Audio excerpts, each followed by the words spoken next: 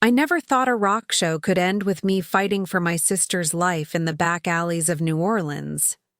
Sarah had been talking about this trip for months. Raven Street was her favorite band, and this show was supposed to fix everything between us. We hadn't been close in over a year, not since Mom died, and we both handled it differently. I blamed myself for the distance. She blamed me too, I think. But this trip was going to change that. We were going to drink, dance, watch live music, and remember why we used to be best friends. New Orleans felt like the perfect place for a fresh start. The music, the energy, the chaos. I booked the tickets myself. I wanted this to work. The night of the show, the club was packed. Bodies everywhere. Lights flashing. The bass shaking the floor.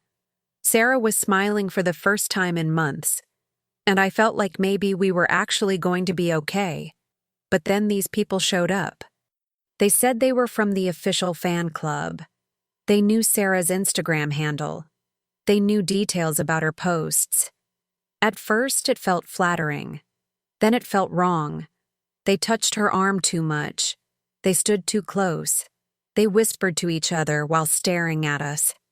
I tried to pull Sarah away, but she thought I was being paranoid. She wanted to stay. She wanted to enjoy the night. I should have trusted my gut. When the show ended, we stepped outside to cool off. That's when everything changed. The alley was darker than I expected. The music was still loud inside, drowning out everything else. One of them appeared behind us, blocking the way back. A black van pulled up. No plates, no hesitation. They grabbed Sarah first. I screamed, but no one heard. I tried to fight, but there were too many. They knew exactly what they were doing. This wasn't random. This was planned. And we walked right into it. Before we continue, please comment below which city you're watching from. Subscribe to the channel and leave a like. My name is Emily Carter. I'm 27 years old and I work as a graphic designer in Portland, Oregon. I live alone in a small apartment near Powell's Books, and my life is pretty routine. Wake up, work from home, take walks, see friends occasionally. Nothing dramatic. My sister Sarah is 5 years younger than me. She's 22, just finished college, and she's the complete opposite of me. Loud, impulsive, always chasing the next adventure. She loves live music, indie bands, punk shows, anything with a stage and a crowd. She posts about it constantly on Instagram. That's her thing. We used to be close. Growing up, I was the one who looked after her.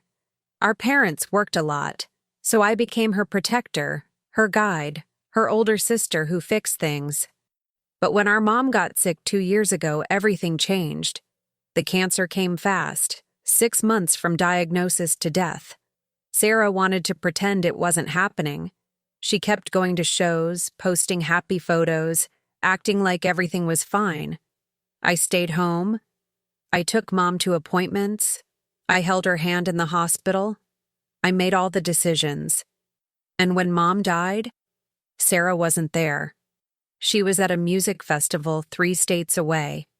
I called her, and she didn't pick up until the next morning. I never forgave her for that. She never forgave me for judging her. After the funeral, we barely spoke. A few text messages here and there. Happy birthday. Merry Christmas. Nothing real. Nothing honest. But about 6 months ago, Sarah reached out. She said she wanted to fix things. She said she missed me. She sent me a long message apologizing for not being there, for running away, for leaving me alone with everything. I didn't respond right away. I needed time. But eventually, I wrote back. I told her I missed her too. I told her we should try to rebuild what we had. She suggested a trip. Just the two of us. Somewhere new. Somewhere we could start fresh. Sarah chose New Orleans. She had been following this band called Raven Street for months. They were an indie rock group based out of Louisiana, and they had a cult following. Sarah loved them. She knew all their songs, watched their live streams, interacted with their fan community online. They were playing a show at a small club in the French Quarter, and Sarah said it would be the perfect excuse for us to spend time together. I agreed. I booked the flights, the hotel, everything. I wanted this to work. I wanted my sister back. We flew out on a Thursday afternoon in late September. The flight was short, just under 4 hours. Sarah talked the entire time. She told me about the band, about the other fans she had connected with online, about how excited she was to finally see them live. I listened. I smiled. I tried to match her energy, but honestly, I was nervous. Not about the trip itself, but about whether we could actually fix what had been broken between us. I didn't say that out loud. I just nodded and let her talk. When we landed, the heat hit us immediately. New Orleans in September is humid, thick, the kind of heat that clings to your skin. We grabbed our bags and took an Uber to the hotel. Sarah had her phone out the whole ride, filming the streets, the buildings, the people. She was in her element. I stared out the window, watching the city pass by. Bright colors, wrought iron balconies, narrow streets packed with tourists. It felt alive in a way Portland never did. Chaotic, but alive. Our hotel was on Canal Street, right on the edge of the French Quarter. It was small, a little run down, but clean enough. We checked in, dropped our bags, and Sarah immediately wanted to go out.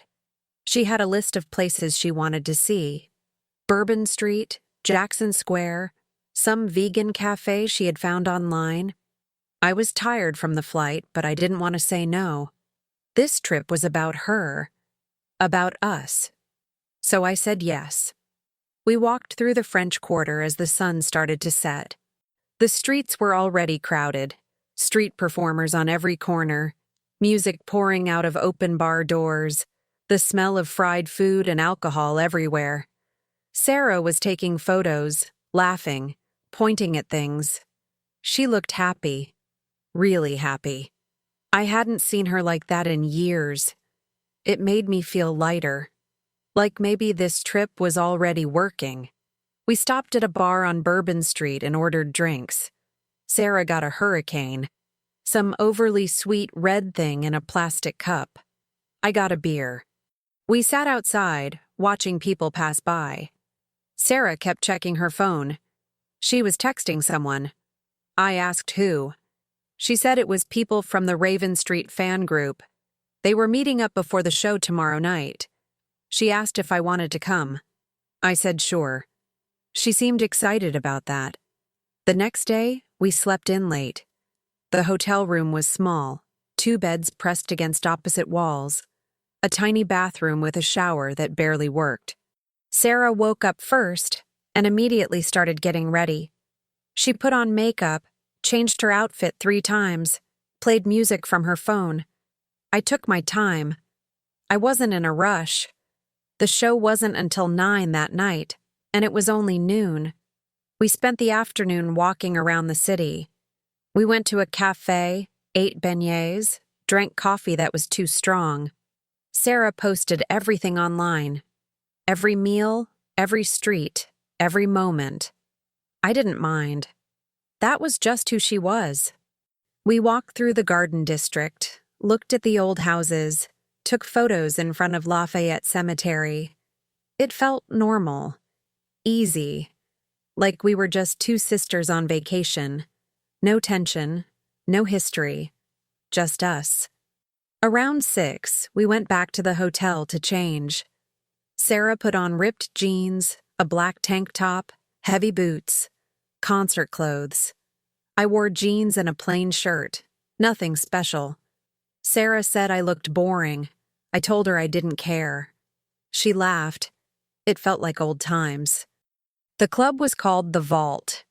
It was tucked into a side street off Decatur, a small brick building with no sign, just a red door and a bouncer outside. Sarah had the address saved on her phone. We got there around 8. The line was already long. Mostly young people, early 20s, dressed like Sarah.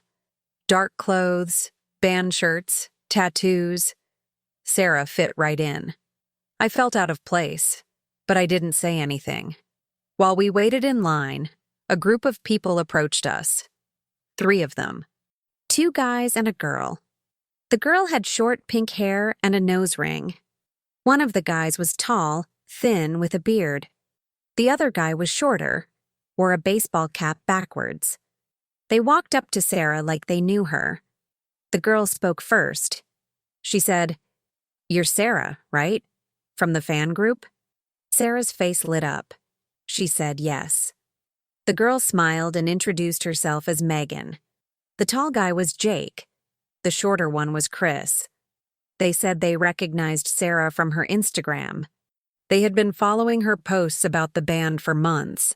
Sarah was thrilled. She introduced me as her sister. They smiled at me, said nice to meet you, then turned their attention back to Sarah. They started talking about the band, about past shows, about songs, about the lead singer's voice. Sarah was animated, gesturing with her hands, laughing. I stood there, half listening. Something about them felt off, but I couldn't pinpoint it. They were friendly. Too friendly, maybe. Megan kept touching Sarah's arm when she talked. Jake stood a little too close. Chris kept looking around like he was checking for something. I told myself I was being paranoid. These were just fans, people who shared Sarah's interest. It was normal for people to bond over music. I tried to relax. We all went inside together. The club was small, dark, packed. The air was hot and thick. The stage was at the far end, lights flashing, equipment already set up. We pushed through the crowd to get closer. Megan stayed next to Sarah the entire time. Jake and Chris followed behind us. I felt boxed in. The opening band started playing. Loud, aggressive, the kind of music that makes your chest vibrate. Sarah was dancing, screaming along even though she didn't know the words. Megan was right next to her, matching her energy. I stood back a little, watching. Jake leaned over and asked if I wanted a drink. I said no thanks. He shrugged and disappeared into the crowd. The opening band finished. The lights went down. The crowd erupted. Raven Street came on stage, and Sarah lost her mind. She was screaming, jumping, singing every word. I had never seen her this happy. For a moment, I forgot about everything else.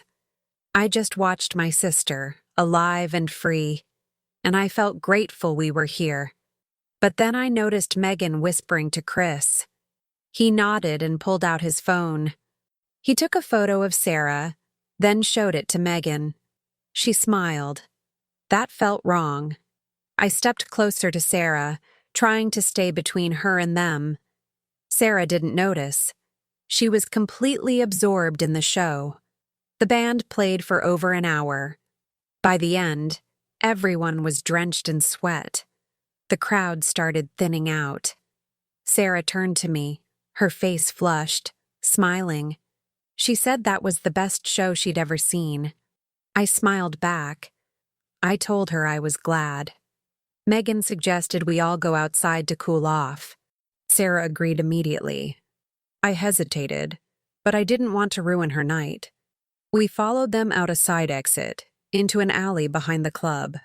It was quieter there, darker. Just a few people smoking, talking. The music was still loud inside, vibrating through the walls. Chris lit a cigarette.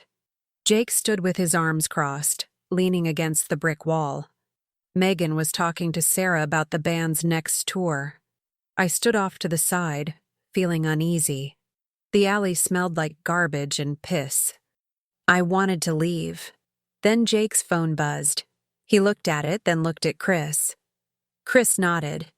Megan glanced at them, then back at Sarah. Something passed between them. A signal. I felt my stomach drop. I grabbed Sarah's arm. I told her we should go. She looked at me, confused. She asked why. I said I was tired. She rolled her eyes. She said we just got out here. Megan agreed. She said the night was still young. She put her hand on Sarah's shoulder. That's when I saw the van. The van was black. No windows in the back. It pulled into the alley slowly, headlights off.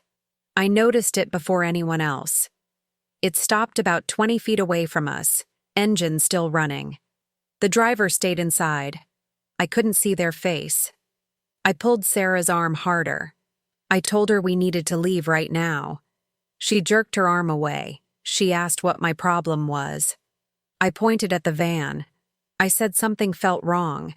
She looked at it, then looked back at me like I was crazy. She said it was just a van. People parked in alleys all the time. Megan laughed. She said I was being paranoid, but I wasn't imagining it. Jake and Chris were looking at the van too. Not like they were surprised by it, like they were expecting it. Jake checked his phone again. Chris took a step closer to Sarah. Megan stayed on her other side. They had positioned themselves around her without me noticing. I said we were leaving. I grabbed Sarah's wrist this time, tighter. She tried to pull away again, but I held on. I started walking toward the mouth of the alley, dragging her with me. She was protesting, saying I was embarrassing her, asking why I always had to ruin everything. I didn't care. I just wanted us out of there. Megan called after us. She said we should stay. She said they were all going to another bar, somewhere with better music. Sarah stopped walking. She turned around. She asked where. Megan said it was a surprise, a place only locals knew about. Sarah's face lit up. She loved that kind of thing. Secret spots, hidden places. She told me to relax. She said these were her friends. I said they weren't her friends. She had just met them an hour ago. She said I was being controlling. She said this was exactly why we hadn't talked in a year. Because I always treated her like a child. I told her that wasn't fair. She said it was true. She pulled her wrist free and walked back toward Megan. I felt helpless. I didn't know what to do. If I kept pushing, she would push back harder. That's how Sarah was. The more you told her no, the more she wanted to do it. But every instinct in my body was screaming that something was wrong. Jake stepped forward. He said they understood if I was worried. He said New Orleans could be sketchy at night. He said that's why they were offering to show us around. Safety in numbers. He smiled when he said it. A calm, easy smile. Like he was doing us a favor. I looked at him closely. He was probably in his late 20s. Clean-cut, normal-looking. Nothing about him screamed danger. But his eyes were cold, empty, like he was reading from a script. I asked where this bar was. Megan said it was in Marigny, about 10 minutes away. I asked why we couldn't just walk there. She said it was easier to drive, safer. I looked at the van again. I asked if that was their van. Chris said yes. He said they all came together. Sarah was already walking toward it. She said she wanted to go. I followed her, my heart racing. I whispered that we should just go back to the hotel.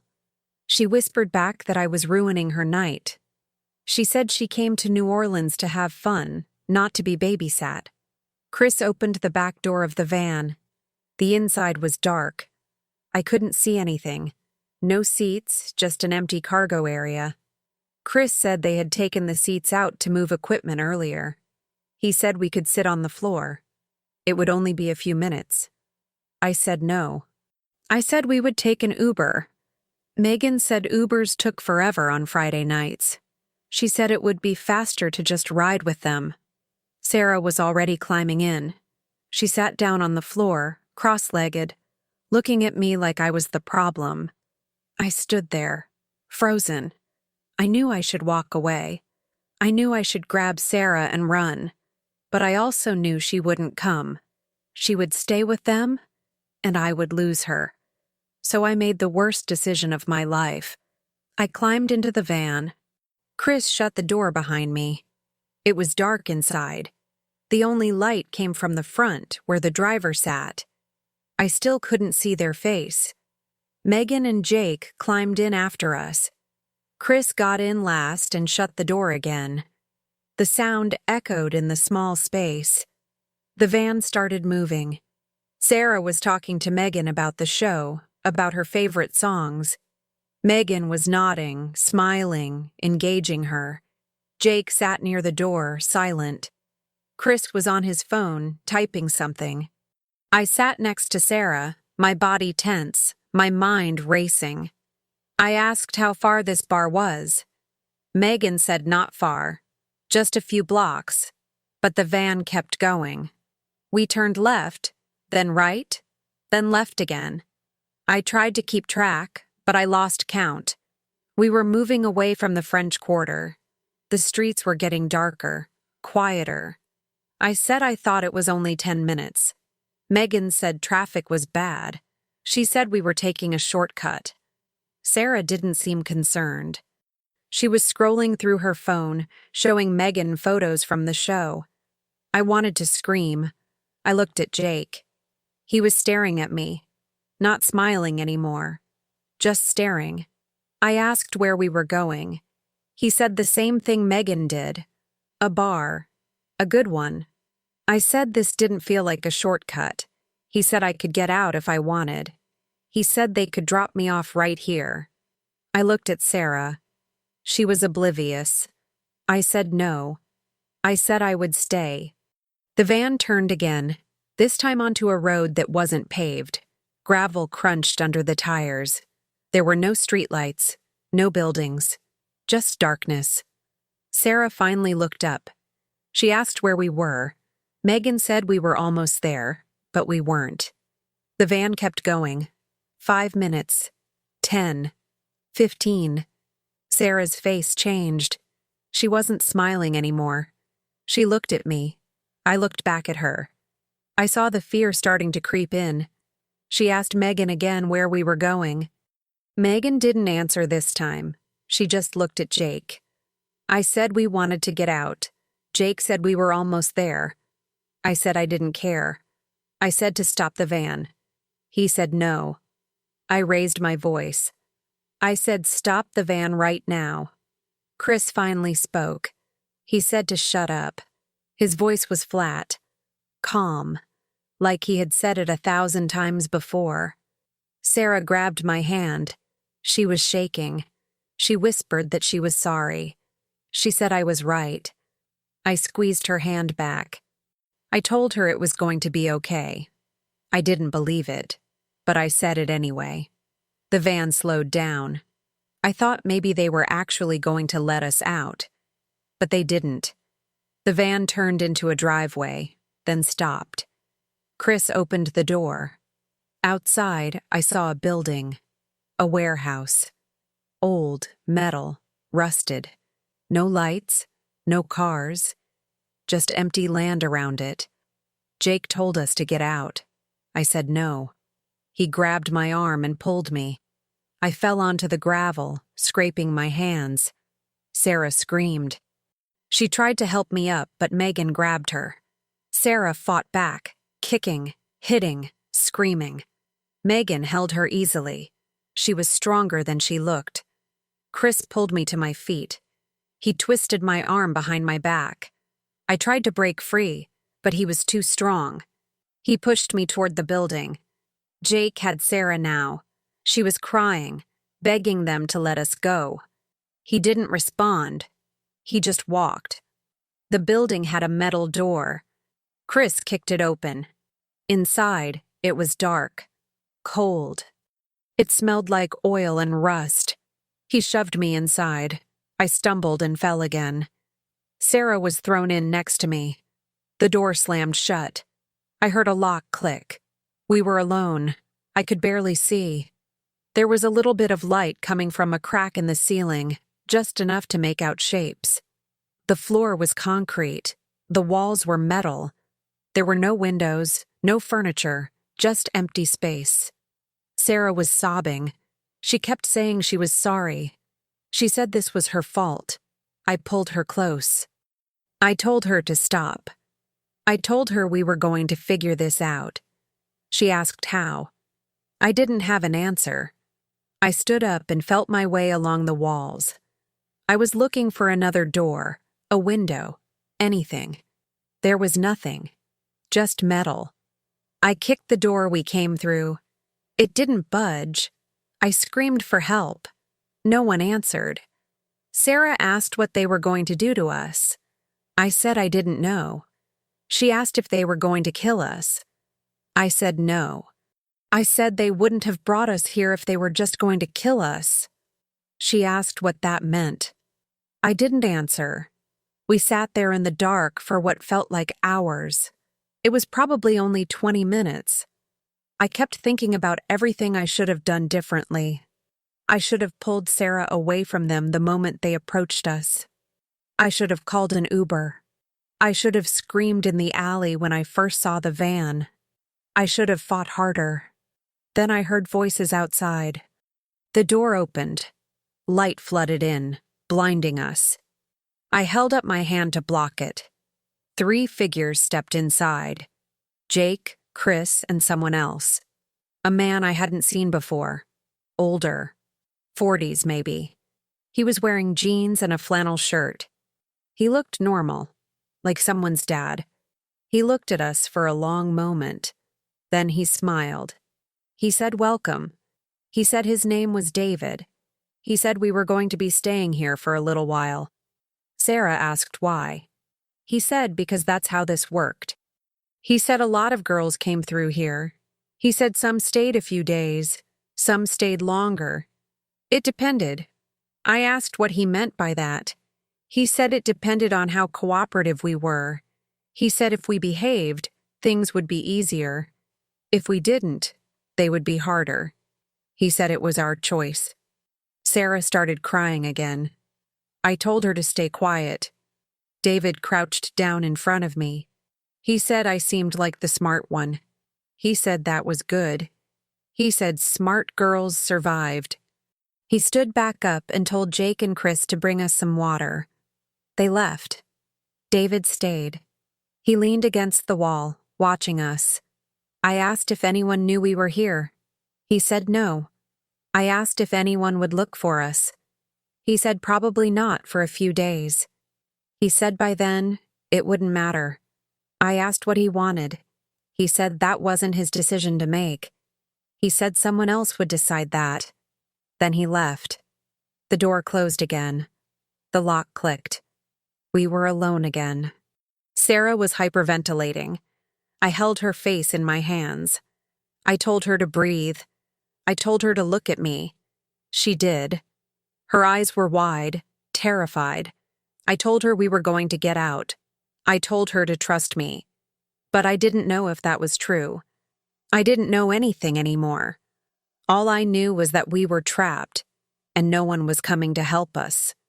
Jake and Chris came back with 2 plastic bottles of water. They tossed them on the floor without saying anything, then left again. The door locked behind them. Sarah grabbed one of the bottles and drank half of it in seconds. I picked up the other one but didn't open it. I didn't trust anything they gave us. Sarah asked what we were going to do. I said we needed to stay calm and think. She said she couldn't think. She said she was too scared. I told her I was scared too, but panicking wouldn't help us. She nodded, wiping her face with her sleeve. I stood up and walked the perimeter of the room again, this time more carefully. I ran my hands along every inch of the walls, feeling for weak spots, gaps, anything. The metal was solid, bolted tight. No rust, no loose panels. Whoever set this place up knew what they were doing. The only light came from a crack in the ceiling, about 15 feet up. Too high to reach. Even if we could, it was barely wide enough to fit a hand through. The door was our only real option, and it was locked from the outside. I pressed my ear against it, listening. I could hear voices. Faint, Somewhere in the building. At least 2 people. Maybe more. Sarah asked if I had my phone. I checked my pockets. Empty. She checked hers. Also empty. They must have taken them while we were in the van, or right after they threw us in here. I cursed under my breath. No phones meant no way to call for help. No GPS. No one would even know where to start looking. I sat back down next to Sarah. She leaned her head on my shoulder. She said she should have listened to me. She said she was stupid for trusting them. I told her she wasn't stupid. I told her they were good at what they did. That's why it worked. She asked how many times they had done this before. I said I didn't know, but probably a lot. She asked what they wanted from us. I said I wasn't sure. Money, maybe. Or worse. I didn't say the worst part out loud. But Sarah understood. She started crying again. I put my arm around her. I told her we weren't going to let that happen. I told her we were going to find a way out. Hours passed. I couldn't tell how many. There were no windows, no clocks, no way to track time. My phone was gone, so I couldn't even guess. It felt like the middle of the night, but it could have been morning for all I knew. The warehouse was silent, except for the occasional sound of footsteps or a door slamming somewhere far away. Sarah fell asleep eventually, her head still on my shoulder. I stayed awake. I couldn't sleep. My mind was racing, running through every possible scenario, every possible escape route. I thought about the door. If it opened again, could I rush them?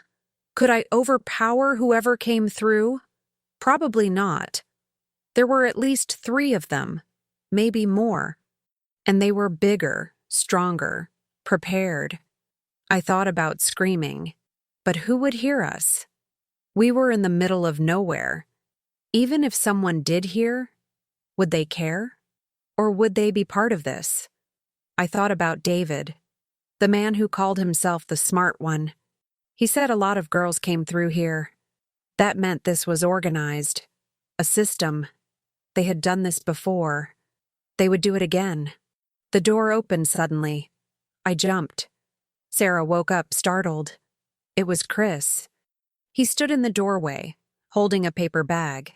He tossed it on the floor like he did with the water. He said there was food inside. Then he started to leave. I asked where we were. He stopped. He didn't turn around. He said it didn't matter. I asked what they were going to do with us. He said that wasn't his call. I asked when someone would decide. He said soon. Then he left. The door locked again. Sarah opened the bag. Inside were 2 sandwiches wrapped in plastic and 2 bags of chips. Gas station food. She asked if we should eat it.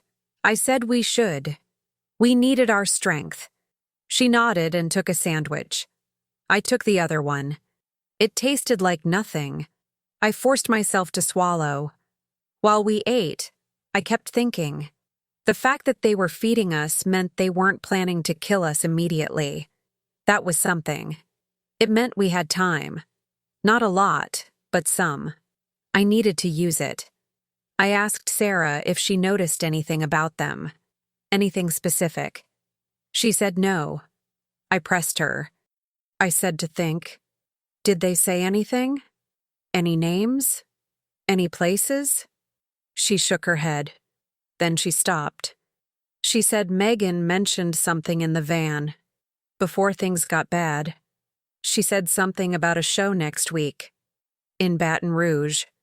Sarah said she thought it was just small talk, but maybe it wasn't. I asked if she remembered anything else. She said Jake checked his phone a lot. She said every time he did, he looked at Chris or Megan, like he was getting instructions. I thought about that. Someone was coordinating this. Someone above them. David, maybe. Or someone else. I asked if she remembered the route the van took. She said no. She said she wasn't paying attention. I wasn't either. I was too focused on trying to stay calm. That was a mistake. If we got out, we wouldn't know where we were or how to get back. The door opened again. This time it was David. He stood in the doorway, arms crossed. He said he had good news. He said decisions had been made. Sarah asked what that meant. He said we were being moved. I asked where. He said we'd find out soon enough. I asked if we could go. He laughed. He said no. He said we were valuable. He said people paid good money for girls like us.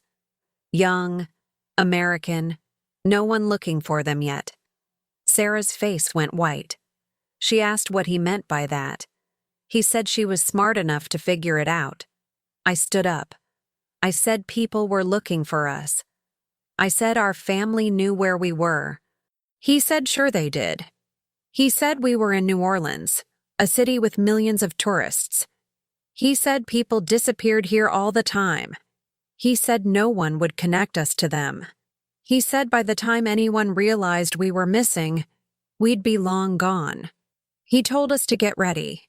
He said the van would be here in an hour. Then he left. The door stayed open this time. I could see into the hallway. It was long, dimly lit, metal walls on both sides. I heard voices at the far end. At least 2 people. Maybe more. Sarah grabbed my arm. She said we had to run. I said not yet. I said we needed to wait for the right moment. She said there wouldn't be a right moment. She said if we got in that van, we were done. I knew she was right. I looked around the room again. There was nothing we could use as a weapon. No tools, no loose metal, nothing. Just empty space. I thought about rushing whoever came to get us, but that wouldn't work. They would expect it. They were prepared. Then I noticed something, the crack in the ceiling. It was wider than I thought. And there was a pipe running along the wall next to it. Old, rusted, but sturdy looking. If I could climb up there, maybe I could pull myself through. Maybe. I told Sarah my idea. She said I was crazy. She said the crack was too small. I said maybe, but it was our only option. She asked what would happen to her if I got out. I said I would come back for her. I said I would get help. She didn't look convinced, but she nodded. I walked over to the wall and tested the pipe. It held. I grabbed it with both hands and pulled myself up. My arms screamed. I hadn't climbed anything in years. I got about 3 feet off the ground before my grip slipped. I fell, landing hard on my back. Sarah rushed over, asking if I was okay. I said yes, but I wasn't. My back hurt. My hands were raw. I tried again. This time I made it higher. 5 feet. 6.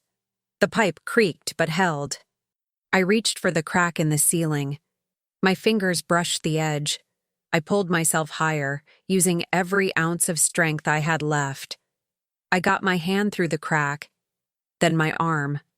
The metal scraped my skin, tearing it. I didn't care. I kept pulling. Then I heard footsteps, close, coming down the hallway. I dropped down, landing on my feet this time. Sarah and I both froze. Jake appeared in the doorway. He looked at us, then at the pipe. He said, "Nice try." He said if we tried that again, things would get worse. He said the van was here.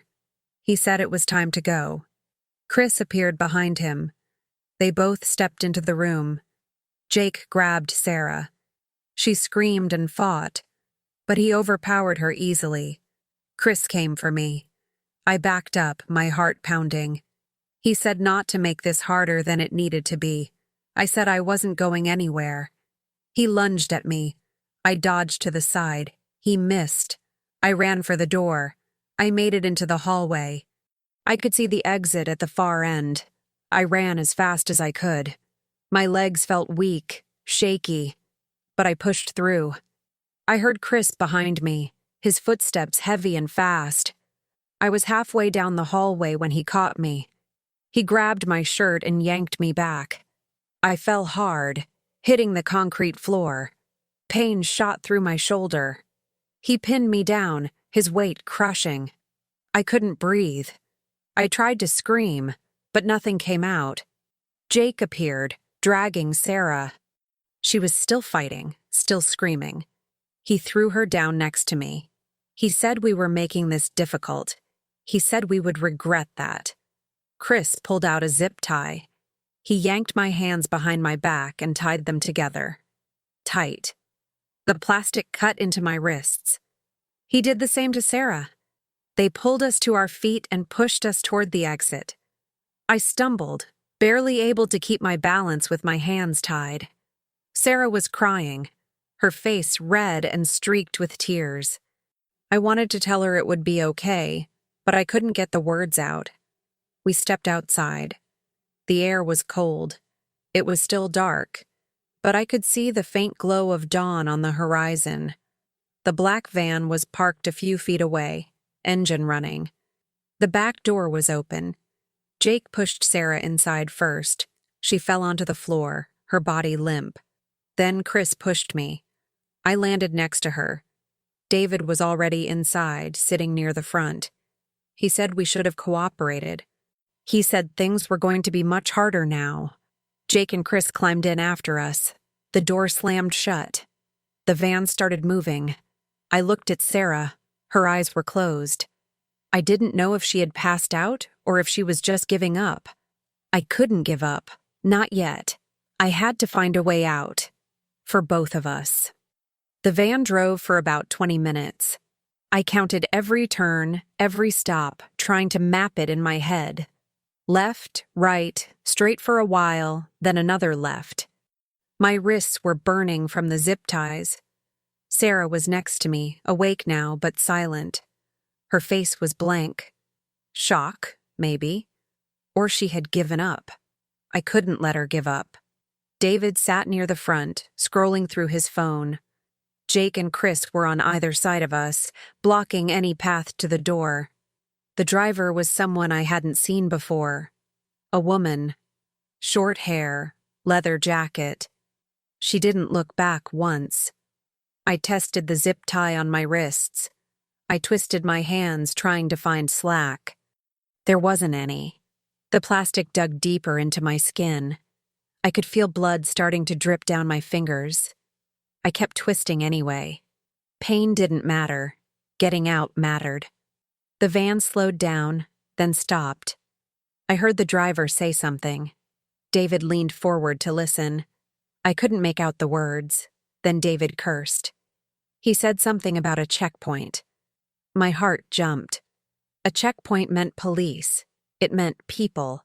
It meant a chance. I nudged Sarah with my shoulder. She looked at me. I mouthed the word scream. She stared at me, confused.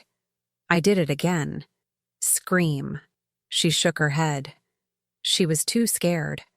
I understood, but I needed her to do it anyway. The driver rolled down her window. I heard a man's voice outside. Deep, official sounding. He asked for her license and registration. She handed them over, calm, like this was routine. The man asked what was in the van. She said equipment. Band equipment. He asked if he could take a look. She said sure. I heard his footsteps moving toward the back. This was it. This was our chance. I took a deep breath and screamed as loud as I could. I screamed help. I screamed we're in here. I screamed over and over until my throat burned. Sarah joined me.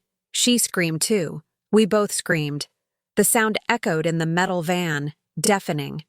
Jake lunged at me, trying to cover my mouth. I bit his hand. He jerked back, cursing. Chris grabbed Sarah, pulling her away from the door. She kicked him in the shin. He didn't let go. The back door flew open. Light flooded in. I saw the man outside.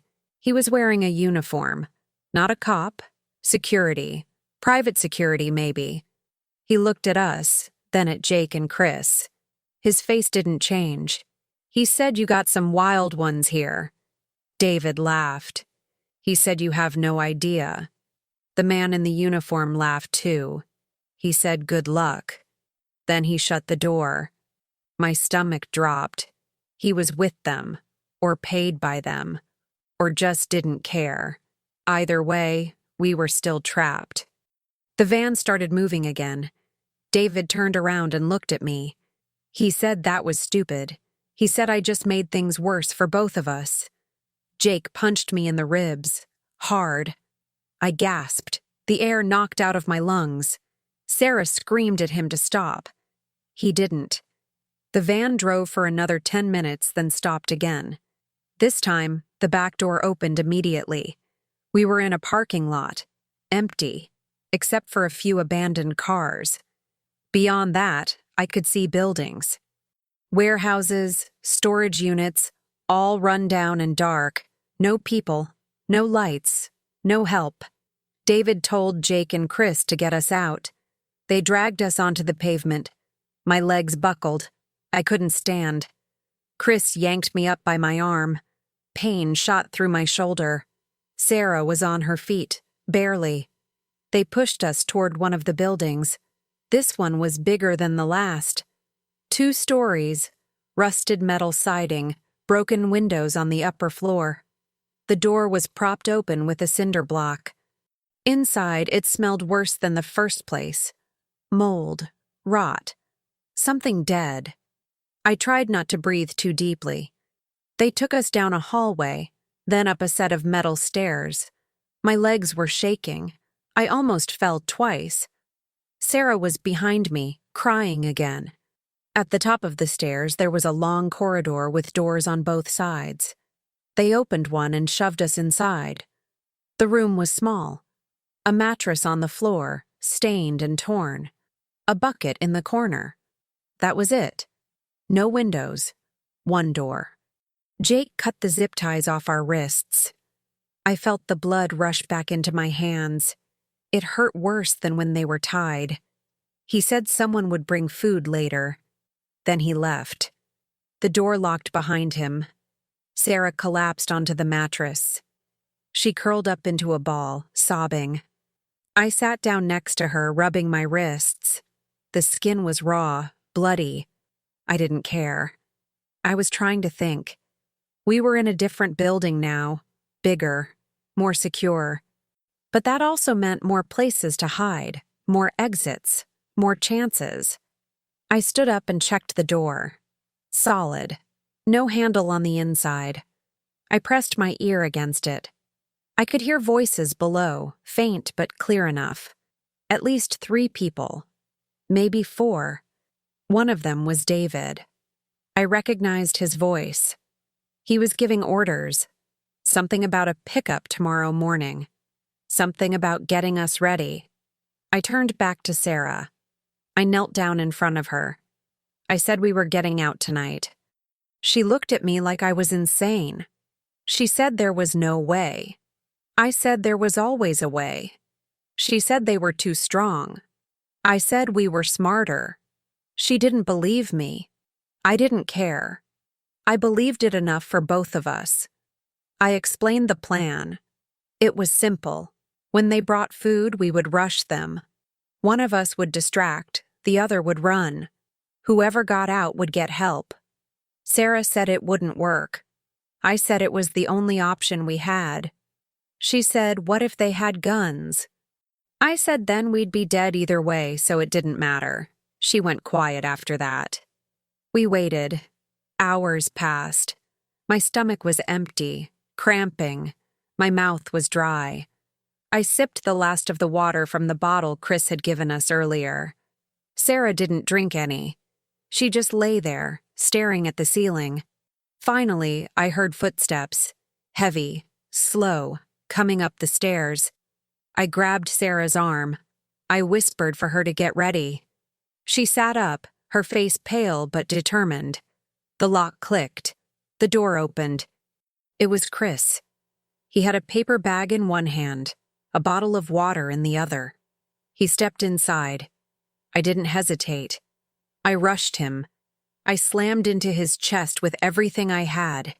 He stumbled back, dropping the bag and the bottle. I screamed for Sarah to run. She didn't move. She was frozen. Chris recovered fast. He grabbed me by the hair and yanked me back. I screamed. He threw me against the wall. My head hit the metal siding. Everything went blurry for a second. Sarah finally moved. She ran for the door. Chris lunged for her. She was fast. She made it into the hallway.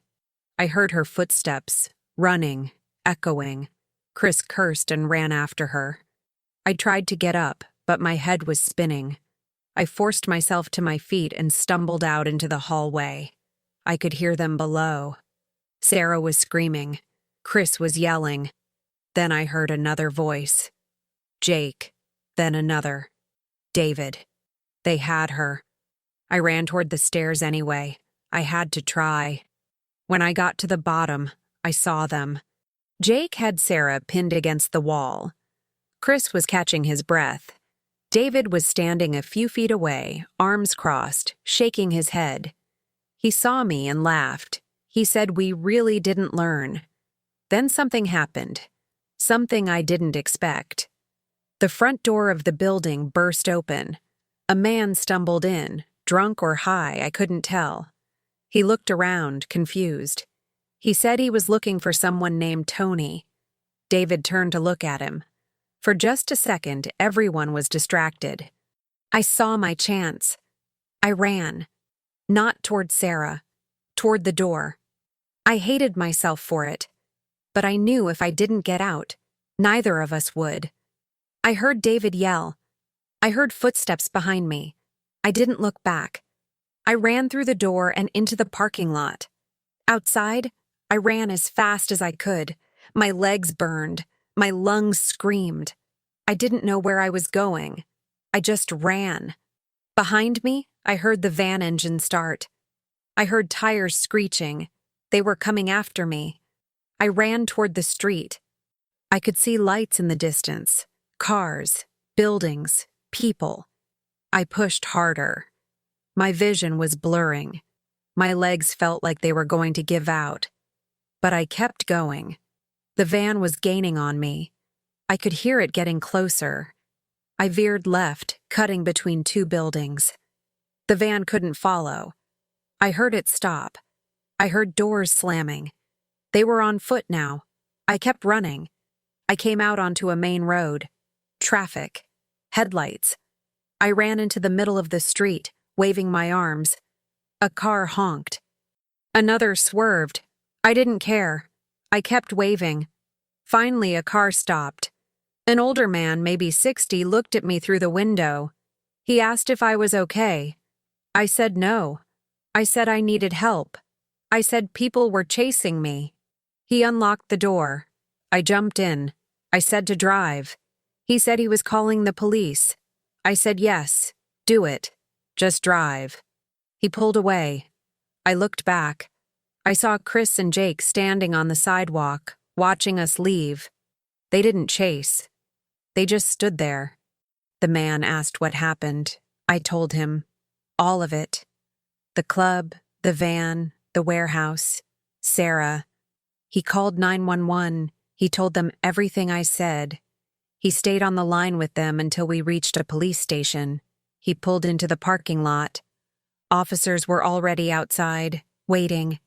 They took me inside. They asked me questions. So many questions. Where was the warehouse? What did the people look like? How many were there? I answered everything as best I could. But I didn't know where the warehouse was. I didn't know the address. I didn't even know what part of the city we were in. They sent units out to search.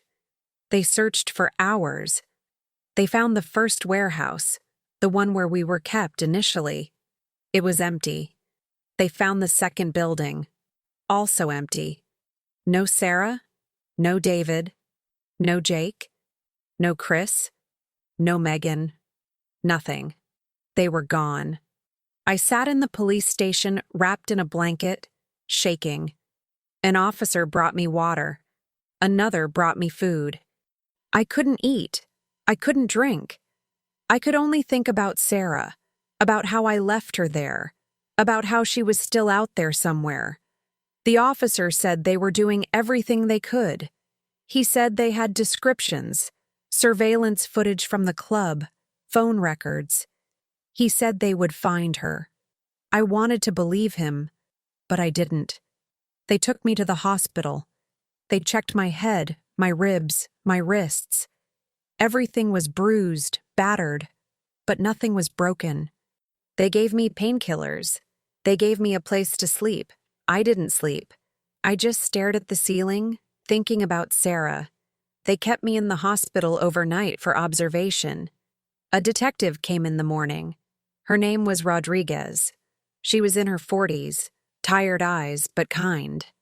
She sat down next to my bed and asked if I was ready to talk. I said yes. I told her everything again. Every detail I could remember. She wrote it all down. She said they had found the club where we saw the show. The vault. The owner claimed he didn't know anything about any fan club. He said lots of people came through there.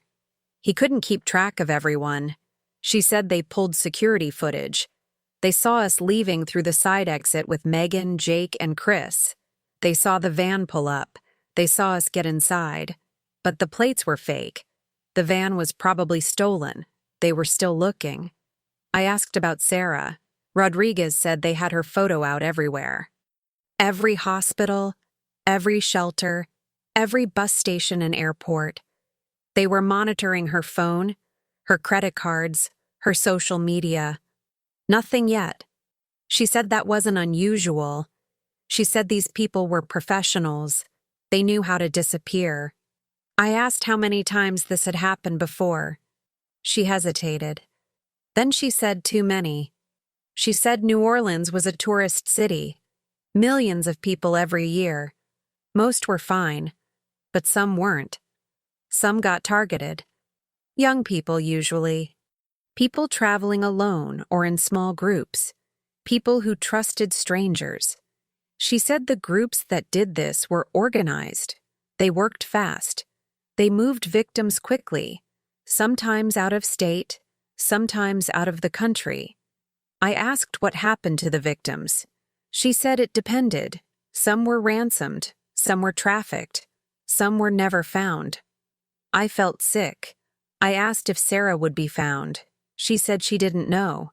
She said they were doing everything they could. I could tell she was being honest, but I could also tell she wasn't hopeful. They released me from the hospital that afternoon. Rodriguez drove me back to the hotel. Our room was exactly how we left it. Sarah's clothes were still scattered on her bed. Her makeup bag was open on the bathroom counter. Her phone charger was plugged into the wall. It felt wrong, like she should be there. Like she should walk through the door any second, laughing, saying it was all a mistake. Rodriguez said I should go home. She said there was nothing more I could do here.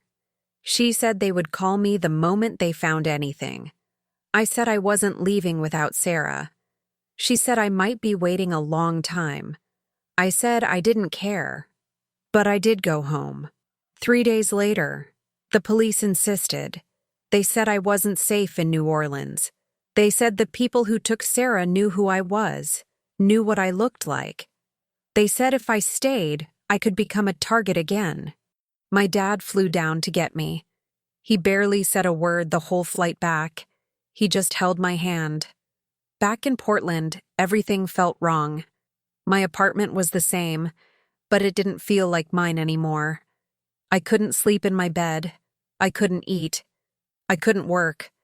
I just sat on my couch, staring at my phone, waiting for it to ring, waiting for someone to tell me they found her. Days turned into weeks. The police called occasionally with updates. They found the van, abandoned in a Walmart parking lot in Mississippi. They found Megan's real name, Jennifer Lawson. She had a record: theft, fraud, assault. They issued a warrant for her arrest. They found Jake, too. Real name Marcus Hill. Another record. They were looking for him. Chris was harder to track. No real name yet. David was a ghost. No records, no matches, nothing. But no Sarah. No leads on where she was or who had her now. Rodriguez said the trail had gone cold. She said that didn't mean they stopped looking. She said they would keep looking. But I could hear it in her voice. She didn't think they would find her. Not alive anyway. I called Sarah's phone every day. It went straight to voicemail. I left messages. I told her I was sorry. I told her I was coming back for her. I told her to hold on. I knew she would never hear them. I didn't care. I needed to say it. My dad tried to get me to see a therapist. I refused at first. Then I agreed. Her name was Dr. Park. She specialized in trauma. She asked me how I was feeling. I said I didn't know. She asked if I felt guilty. I said yes. She asked why. I said because I left Sarah there, because I ran, because I saved myself and left her behind. Dr. Park said I did what I had to do. She said if I hadn't run, we both would have been taken. She said by escaping, I gave Sarah a chance. I gave the police information. I gave them descriptions, timelines, locations. She said that mattered. I said it didn't feel like it mattered. She said it would take time. But time didn't help. A month passed, then 2, then 3. The police stopped calling as often. The updates became less frequent. Rodriguez still checked in once a week, but she had nothing new to report. The case was still open, but it wasn't active anymore. They had other cases, other victims, other families waiting for answers. I went back to work. I had to. I needed something to do. Something to keep my mind occupied. But I couldn't focus. I stared at my computer screen for hours, accomplishing nothing. My boss was patient at first. Then she wasn't. She said I needed to take a leave of absence. She said I needed to deal with what happened. I agreed. I spent most of my days at home. I stopped seeing friends. I stopped going out. I just sat in my apartment, thinking about Sarah, about the last time I saw her, about the look on her face when Jake grabbed her, about how I should have done something different. Anything different. 6 months after New Orleans, Rodriguez called. She said they found something, a body, female, early 20s, found in a drainage ditch outside Baton Rouge. She said they needed me to look at a photo. She said it might not be Sarah. She said they weren't sure yet, but they needed to check. She emailed me the photo. I stared at my phone for 10 minutes before I opened it. My hands were shaking. My heart was pounding. I clicked on the file. The photo loaded. I looked at it. It wasn't Sarah. The girl in the photo had darker hair, different features. Relief flooded through me. Then guilt. Relief that it wasn't my sister. Guilt that it was someone else's. Rodriguez said they were still looking. She said they hadn't given up. I said thank you. I hung up. I sat on my couch and cried for the first time since it happened. I cried until I couldn't breathe. I cried until there was nothing left. A year passed. Then 2. The police stopped calling. I still checked my phone every day, hoping for news. There was never any. Sarah's case was cold, unsolved. She was just another missing person, another statistic. I tried to move on. I tried to build a life again. I went back to work. I saw friends occasionally. I even went on a few dates. But nothing felt right. Everything felt hollow. Like I was just going through the motions. Like I was waiting for something that would never come. I think about Sarah every day. I think about what she's doing right now. If she's still alive. If she's safe. If she thinks about me. If she hates me for leaving her. I think about the trip. About how it was supposed to fix things between us. About how it destroyed everything instead. I think about New Orleans. About the music. the lights, the energy, about how it felt alive and exciting, about how it turned into a nightmare. I'll never go back there. I can't. The city took my sister. It took everything. Sometimes I wonder if I should have stayed, if I should have fought harder, if I should have refused to get in that van, if I should have screamed louder in the club, if I should have done 1,000 things differently. But I know it wouldn't have mattered. They were too organized, too prepared, too good at what they did. I still leave voicemails on Sarah's phone. It's been disconnected for over a year, but I call anyway. I tell her I'm sorry. I tell her I miss her. I tell her I'm still looking. I tell her I'll never stop looking. I don't know if she's out there. I don't know if she's alive. But I have to believe she is. Because if I stop believing that, then I lose her completely. And I can't do that. Not to her. Not to myself. So I keep going. I wake up every morning. I go to work. I live my life. But part of me is still in that warehouse. Part of me is still running through those streets. Part of me is still trapped in that van. And part of me will always be there, waiting, hoping, praying that someday, somehow, I'll find her. 3 years have passed since that night. 3 years since I last saw my sister's face. 3 years since I heard her voice. The investigation is officially closed now.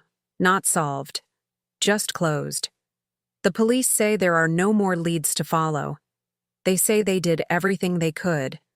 Maybe they did. Maybe they didn't. It doesn't change anything. I still live in Portland. Same apartment, same job, same routine. But I'm not the same person. I can't be. What happened in New Orleans changed me in ways I'm still trying to understand. I don't trust people the way I used to. I don't feel safe the way I used to. I look over my shoulder constantly. I avoid crowds. I never go to concerts. I can't listen to live music without feeling sick. Dr. Park says that's normal.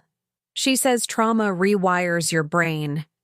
She says it takes time to feel safe again. It's been 3 years. I still don't feel safe. I don't know if I ever will. But I'm trying. That's all I can do. Keep trying. I joined a support group last year, Other Families of Missing Persons. We meet every Tuesday at a community center downtown. There are about 15 of us. Some have been searching for decades. Some are new. Fresh wounds still bleeding. We share stories. We share updates. We share the burden of not knowing. It helps. Not a lot, but enough to keep going. One woman in the group, her name is Patricia, her daughter disappeared 20 years ago. Took a trip to Mexico, never came back. Patricia still looks for her, still posts on forums, still calls police departments, still hopes. I asked her once how she does it, how she keeps hoping after all this time. She said hope is all she has left. If she stops hoping, her daughter is really gone. I understood that. I started a website last year. Sarah's story. Her photo. The details of what happened. Contact information for anyone who might know something. I posted it everywhere. Facebook, Reddit, Twitter, missing persons forums. Thousands of people have seen it. Some share it. Some leave comments. Some say they're praying. No one has real information. But I keep it updated. I keep it live. Because maybe someone will see it. Maybe someone knows something. Maybe. I also started speaking at colleges, warning students about human trafficking, about how it happens, about how these groups operate, about how they target young people, about how they use social media, about how they blend in. I tell them Sarah's story. I tell them my story. I show them photos of the people who took us. Megan, Jake, Chris, David. Their faces are burned into my memory. I want them burned into everyone else's too. Some students listen, some don't. Some think it won't happen to them. That's what Sarah thought. That's what I thought. I tell them no one thinks it will happen to them. That's how it works. That's why it keeps working. I don't know if I'm making a difference, but I have to try. My dad calls me every Sunday. He asks how I'm doing. I say I'm fine. He knows I'm not. He doesn't push. He just listens. He tells me about his week, about work, about the weather. Normal things. Safe things. It helps. Having someone who doesn't need me to be okay. Someone who just lets me exist. I think about calling Sarah's friends sometimes. The ones she had before everything happened. But I don't. I don't know what I would say. I don't know if they blame me. I blame me. That's enough. I carry a photo of Sarah in my wallet. It's from 2 years before the trip. We're at the beach, both smiling, both happy, both whole. I look at it when things get hard, when the guilt gets too heavy, when I start to forget what her smile looked like. I look at that photo and I remember. I remember who she was, who we were, what we lost. If you're watching this, if you're listening to this story, I need you to do something. I need you to be careful. I need you to trust your instincts. If something feels wrong, it probably is. Don't ignore that feeling. Don't brush it off. Don't let anyone make you feel paranoid or stupid. That feeling exists for a reason. It exists to protect you. And if you know anything about Sarah Carter, if you've seen her, if you've heard anything, please contact the police. Please contact me. Please help bring her home. Because she's still out there, somewhere. And I'm still looking. I'll always be looking. If you've ever felt unsafe while traveling, or if this story resonated with you, please leave a comment below. Share your city, share your story. Let's look out for each other. And please, subscribe to this channel and hit the like button. Every share helps spread awareness. Every share might save someone.